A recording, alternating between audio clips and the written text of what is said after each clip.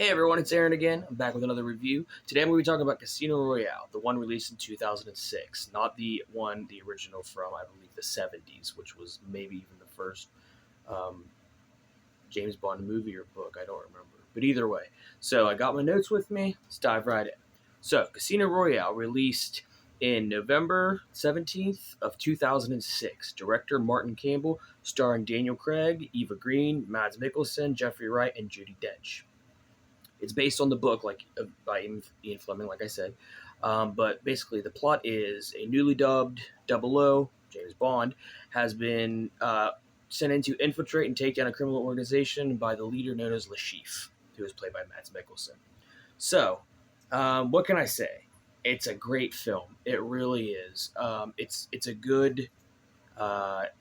It kind of has everything you want and love and expect from a James Bond film without the cheesiness. It's really just a good, um, it's got the great song by Chris Cornell, the late great Chris Cornell. It's called "You Know My Name." It's a good standalone song on its own, but when you watch it, the movie, it actually ties in pretty well in the opening credits and all that. It's probably just one of the best James Bond themes, period. It really is. It's great. So, like I said, it opens up with that. The first scene before the credits roll is just this really great scene talking about Bond shows him getting his double O status. And it's just a really cool, interesting little scene showing how he kind of the background. And this really is just like a background film. It's a very uh, technical in terms of showing how he becomes what we all know and love, and quite frankly Daniel Craig does it the best. I know most people would say Sean Connery, or maybe even Roger Moore, and don't get me wrong, these guys are great and everything, and Sean Connery's the OG and you gotta love him for it, but Daniel Craig, I think captures the essence of what James Bond is. We want this hardened, tough, and just ready to do his mission, goes in and gets it done kind of guy, and that's what he is. He's a womanizing, shooting up, drinking, martini sipping, you know awesome spy, and that's what we get with him. It's such a cool film, and it's such a good portrayal. Daniel Craig really did a great job making him his own. I mean, like I said, when I think of James Bond, especially in the films, Daniel Craig's where it's at. You don't beat him for me. He's really, really good.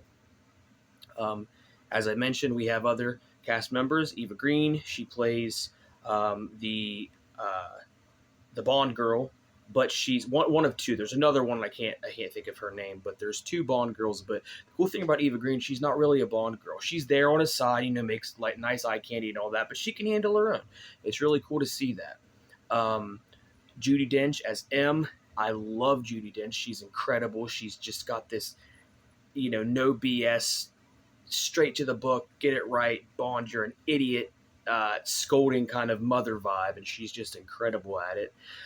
Jeffrey Wright, who I mentioned in the Batman film, is just one of my favorite actors. He's just incredible. He plays Felix, another undercover, but he works for the CIA, I believe. And he just kind of helps Bond. They're both out of the same person, the Chief, who is played by Mads Mikkelsen.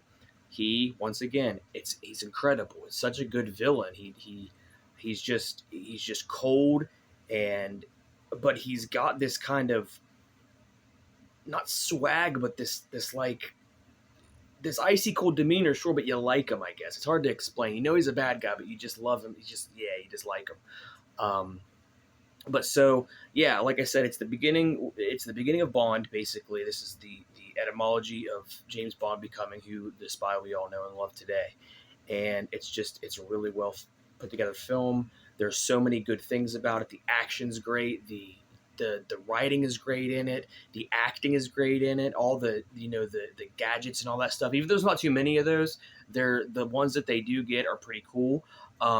Actually, I don't know if this has been broken or not, but so the year this was released in 2006, there's a car crash, and it that does the flips and everything. And at the time, it might have been beaten now, so don't quote me on it. But at the time, it was the Ripley's Believe It or Not, or no, Guinness Book of World Records record holder for that film. It's the most car flips in a film, and I don't remember how many are in it, but it's just something of note. It's really cool when you see it.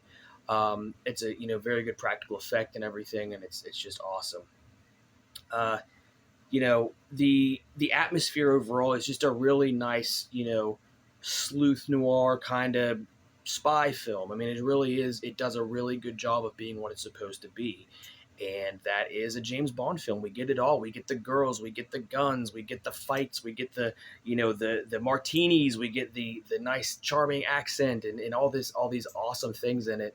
And like I mentioned before, I think it's probably the best theme song they've had. I think it fits the tone perfectly. Um, anybody that knows me knows I'm a huge Chris Cornell fan, one of the best vocalists that's ever lived. And it's just a really nice, it's just a really good opening for a really cool beginning of this new era of Bond, and it's so good. So there's that, and the everyone does a great job acting wise. There's nobody that falls flat or anything. Um, it's just a really cool film. It's got a great vibe. It doesn't you never feel. I think the runtime's like 2.5 hours, and it never feels like it because it's always action packed and everything.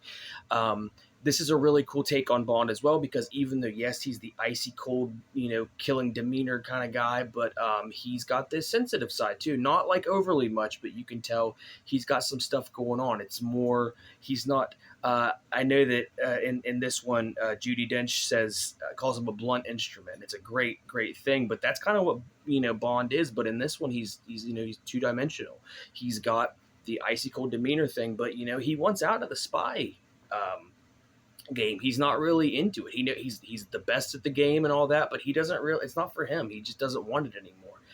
And that's pretty big steps, especially after he just got his 00 promotion. I mean, that's what we're seeing here. We see the promotion, and then like within like an hour into the film, he's like, I don't want to do this anymore. And then we see where it goes after that.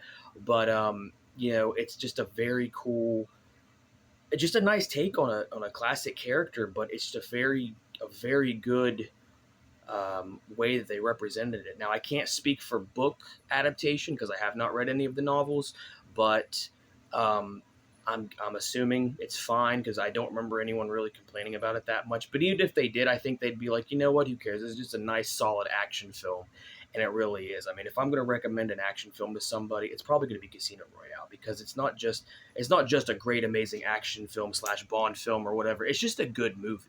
It really is.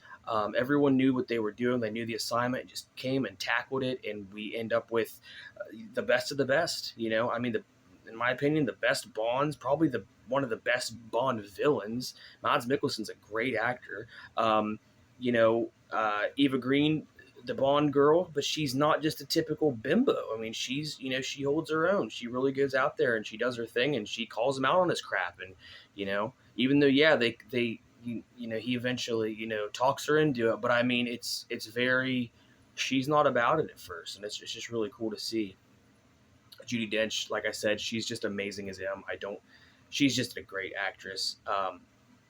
And they, hers and Bond's kind of back and forth are just perfect, because it really is like she's talking to her 15-year-old kid that's just like, oh my gosh, what did you do now? But she's also like, he gets the job done. It's one of those really cool dynamics that you see, and you don't see that many that pull it off as well as they do. And I think that just goes to the caliber of acting that Daniel Craig and Judi Dench bring to these roles, and everyone for that matter, like I said. But yeah, the atmosphere is great. It always looks the way it should. Every scene is like, okay, that's how that should look. That's how that should look. It's just a really suave, smooth, cool, just tight film altogether. It's a really good one. So I highly, highly recommend it. It's probably on TV or whatever, but I mean, I think it's so good, I recommend just buying it. It's that great. It's honestly probably one of the best action films of the past decade, if not longer. It's just a really, really good one. So, what more can I say on that one? Go watch it, check it out. Let me know what you think in the comments. I'm going to give it a 9.5 out of 10. I have there. I don't know. To get a 10 out of 10, it's got to be it is a perfect Bond film. Is it a perfect film? Probably not completely, but it's awesome. But anyway, like I said, 9.5 out of 10. That's all I got for you guys. Like and subscribe. Let me know what you think in the comments, and I'll be back with the next one. Check it out. See ya.